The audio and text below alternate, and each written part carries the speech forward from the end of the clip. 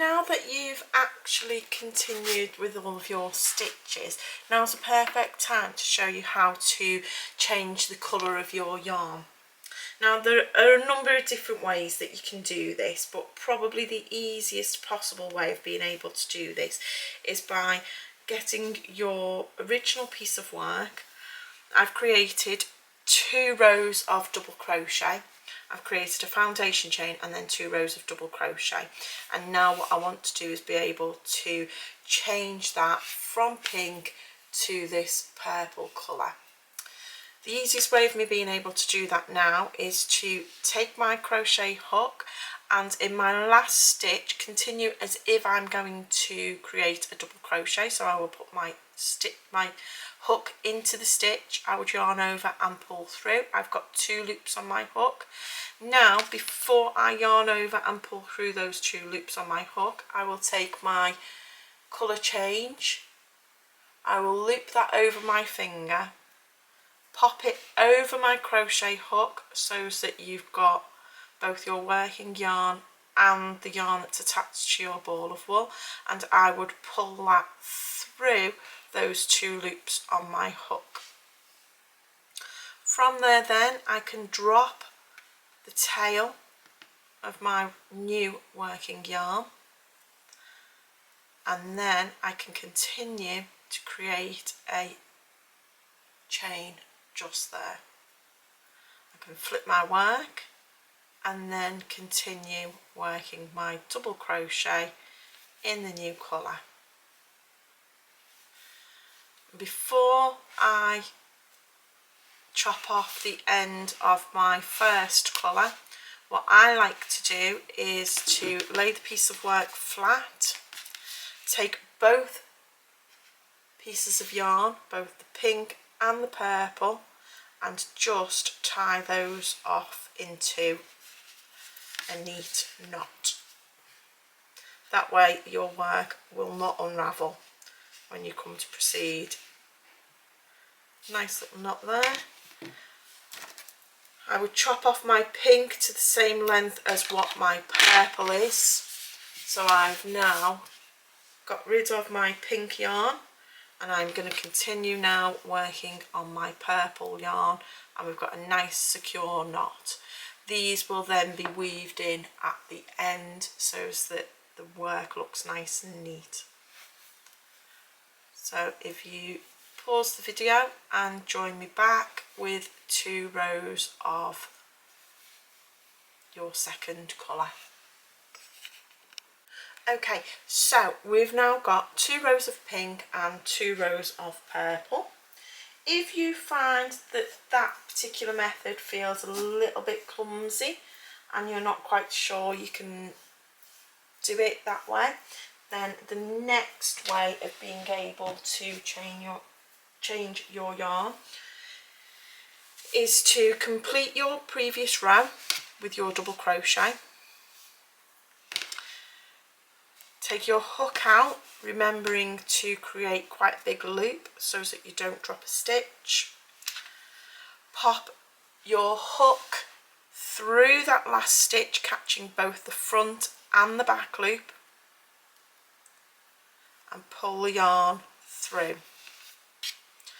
Now what you have is an anchor point for you to be able to tie that piece of work onto that last stitch, and then if you cut your purple yarn and pull it through this loop through, that finishes off your purple yarn. You have now got your piece of work with your yarn attached, your new pink yarn attached. You can pop your crochet hook in, drop your tail and just chain 1 just to attach that. It is attached with a knot, but obviously that knot doesn't give you the height to be able to do your turning chain. So if you just do 1 chain there, that will act as your turning chain. You have knotted your work all together, so there's no need to continue with a knot. You can flip your work and then you can continue to do your double crochets. Now, a nice method that I like to do, instead of weaving my ends, what I would do is I would move my tail ends across the top of my work.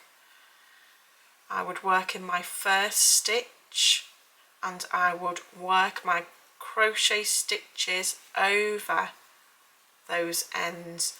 So I would continue to pop my crochet hook into the stitch, ensuring I've caught both the front and the back loop, but I would also ensure that my stitch covers those tails from your yarn, and that way you do not have to weave in your ends.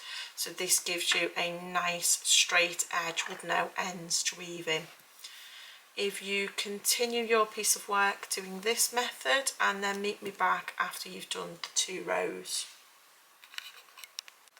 Okay, so the next part of your work is to be able to weave in the ends. To weave in your ends, you can take your darning needle. I like to choose one that's got a relatively large eye to it, to allow you to be able to accommodate the chunkier wool that we use. I would take my first colour and thread that through my darning needle.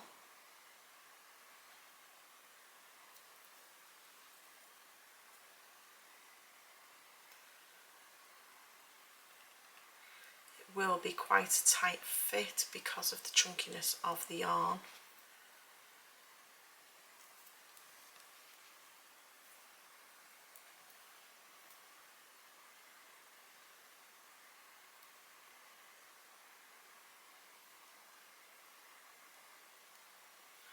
I would then flip my work, and then I would work my darning needle through the purple section because I'm using purple yarn, and I would catch these stitches just to weave in those ends. And I like to do the triple method of weaving in ends, so I would take that through a few of those stitches, and then I would skip the first one and work my way back.